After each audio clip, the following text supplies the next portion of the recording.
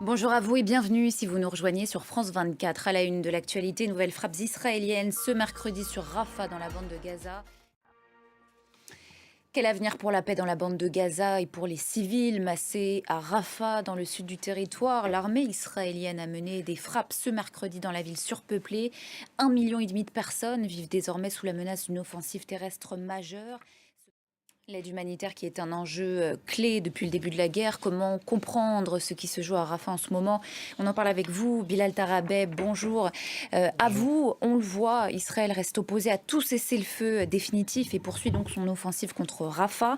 Pourtant, le cabinet de guerre israélien maintient sa participation aux pourparlers qui ont repris au Caire. Cette offensive contre Rafah, finalement, est-ce que ce n'est pas une manière de faire levier dans ces négociations?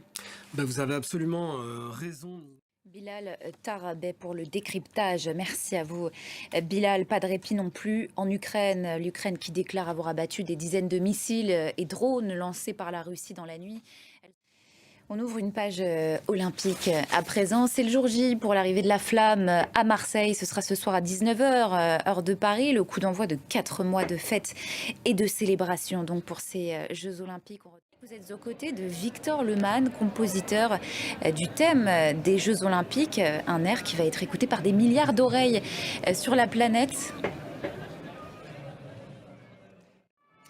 Cédric Ferreira en direct de Marseille. Merci à vous et merci à votre invité Victor Lehmann, compositeur officiel de la bande musicale des Jeux. L'image de la matinée en France, c'est aussi la commémoration du 8 mai 1945. Voilà pour l'essentiel de l'actualité à la mi-journée.